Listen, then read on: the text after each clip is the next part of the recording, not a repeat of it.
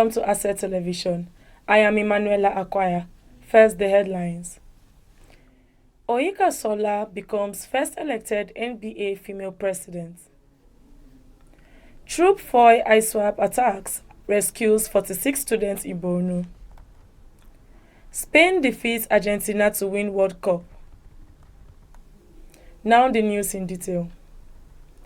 Nigerian Union of Journalists Federal Capital Territory Council has congratulated Mrs. Oyika Sola Badejo Okunsanya San on her historic election as the 33rd President of the Nigerian Bar Association, describing her emergence as a defining moment in the history of Nigeria's legal profession and a significant milestone for women in leadership. In a statement signed by the chairman of the NUJ FCT Council, Comrade Grace Ike, the council noted that Badejo Okunsanya's election as the first woman democratically elected to lead the NBA sends a strong message of competence, resilience, integrity, excellence, and visionary leadership to the gender law practitioners. According to the statement, the landmark achievement is not only a personal triumph for the new NBA president, but also a victory for Nigerian women and young professionals who continue to break long-standing barriers across different sectors through dedication, hard work, and merit. The council observed that the historic development resonates strongly within the NUJ FCT, where Comrade Grace Ike recently emerged as the first female chairman in the council's 43-year history.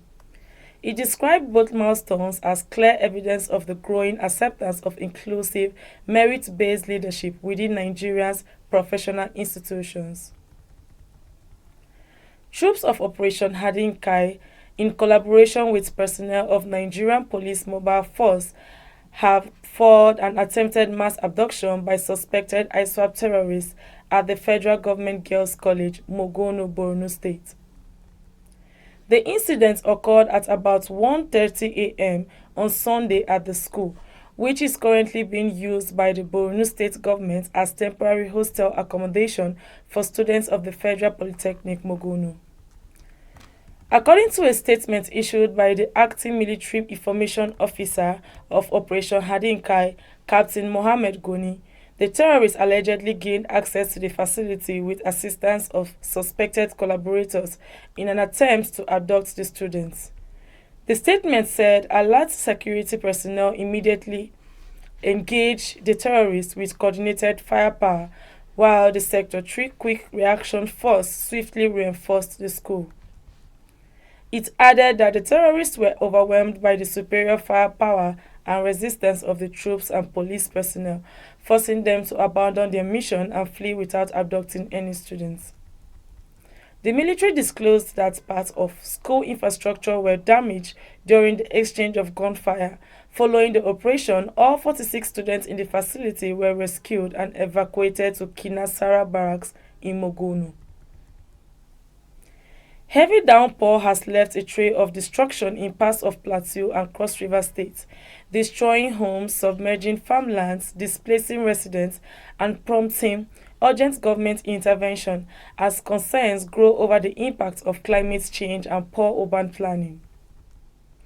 In Plateau State, a torrential downpour on Saturday devastated Danwat community in Riyom local government area, where more than 20 houses were destroyed and several families rendered homeless after flood water swept through the settlement.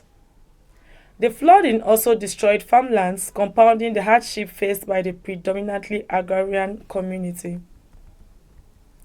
A resident, Damba Dang, described the rainfall as one of the heaviest experienced in recent years, saying the volume of water overwhelmed the area's inadequate drainage infrastructure. According to him, many mud and thatch houses collapsed, while residents lost food items, clothing, and other household belongings. However, in Cross River State, Governor Basi Otu has directed immediate intervention to mitigate flooding in parts of Calabar after days of heavy rainfall inundated several communities and trapped residents in their homes. During an inspection of one of the worst hit locations around the industrial park axis of Calabar, Otu ordered the rapid evacuation of floodwaters to restore access to affected neighborhoods and ease residents' suffering.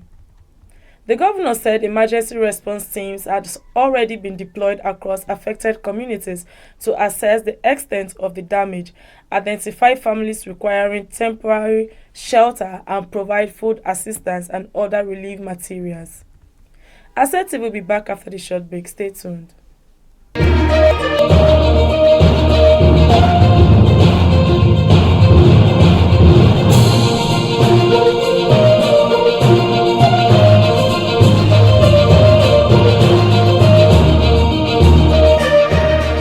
Welcome back from the break.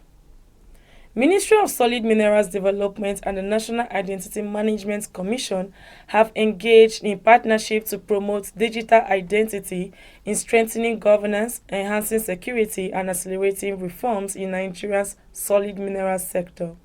Speaking while receiving the Director General and Management of the National Identity Management Commission on a courtesy visit to his office in Abuja, Dele Alake described the commission as pivotal in Nigeria's development architecture. According to Alake, effective governance is impossible without a credible identity management system. Data gathering, you name it, in all spheres of human life.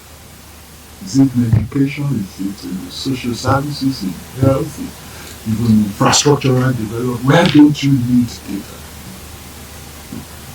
None. And it starts with the identity of the citizens. When we don't know our identities, we can't trace, we can't track, and then of course insecurity would flourish. Data. The minister also identified technology statistics, data gathering, and digital identity as critical enablers for evidence-based policy making, improved regulatory oversight, efficient licensing, investment promotion, and national development. Earlier, the Director General and Chief Executive Officer of NIMC, Dr. Abisoye Koka Odosote, highlighted several opportunities for collaboration between both institutions, noting that the newly enacted NIMC Act has positioned Nigeria to fully embrace a digital governance ecosystem. So in the mining sector, we need your agency, we need the tracking. We put in place quite a number of policies to ensure tracking of legal operators and illegal operators. And this has helped us tremendously to fashion our policies of combating all of the challenges, like the illegal mining in the mining sector. Both parties expressed commitment to strengthening collaboration through technology-driven initiatives that will support the ministry's ongoing reforms, improve governance, reinforce security, and contribute to sustainable development in Nigeria's mining sector. Gombe State Governor Inuwa Yahaya on Saturday swore in 23 new commissioners, 13 special advisors, and 1 permanent secretary, just 10 months to the end of his administration. Yahaya congratulated the newly inaugurated public officials, urging them to justify their appointments by helping to drive the development and reform agenda of his administration in the state. The governor said that the expectations from the people were very high and therefore there is no time to waste. Yahaya also tasked the appointees to implement government policies with total precision and deliver good governance directly to the doorsteps of citizens within the remaining period of his government. He said their achievements in office must serve as potent campaign tools, asserting that his administration spoke through its work and verifiable performance. Independent Petroleum Marketers Association of Nigeria said uncertainty over petrol prices has forced many marketers to halt fresh purchases, leading to the temporary closure of some filling stations. The zonal chairman of IPMAN Western Zone, Chief Oyewole Akani, disclosed this on Sunday in an interview with newsmen in Ibadan. Akani said that the situation was triggered by the suspension of loading of the premium motor spirit, at the Dangote refinery about 4 days ago. This, he said, forced marketers to source products from private depots at significantly higher prices. According to him, the cheapest ex-depot price at private depots in Lagos currently ranges between 1,200 and 1,220 per litre, excluding transportation costs. He said that marketers who bought products on Friday paid between 1,210 and 1,220 per litre. He said the non-availability of fuel at some filling stations and the closure of others are due to fluctuations in the price of lifting fuel from depots, adding that since Dangote refinery stopped selling PMS about 4 days ago, private depot owners have increased their prices. Spain were crowned champions of the 2026 FIFA World Cup after defeating defending champions Argentina 1-0 after extra time in a tense and dramatic final at the New Jersey Stadium on Sunday. Substitute Ferran Torres emerged as Spain's hero, scoring the decisive goal in the 106th minute to hand La Roja their second FIFA World Cup title. 16 years after their median triumph in South Africa in 2010, the final remained goalless through regulation time, despite Spain dominating possessions and creating the better chances. Argentina goalkeeper Emiliano Martinez produced a series of outstanding saves to frustrate Luis de la Fuente's side and kept the holders in contention. Argentina's task became even more difficult in stoppage time of the second half when midfielder Enzo Fernandez received a second yellow card for a reckless challenge, reducing Lionel Messi's side to 10 men during extra time. Spain eventually made their numerical advantage count when Nico Williams brilliantly kept Pedro Porro's cross alive before laying the ball into the path of Torres, who fired beyond Martinez to spark wild celebrations among the Spanish players and supporters. The victory capped a remarkable campaign for Spain, who conceded just one goal in 7 matches, while eliminating Portugal, Belgium, France and Argentina on their way to lifting football's biggest prize. And that is the news at this hour.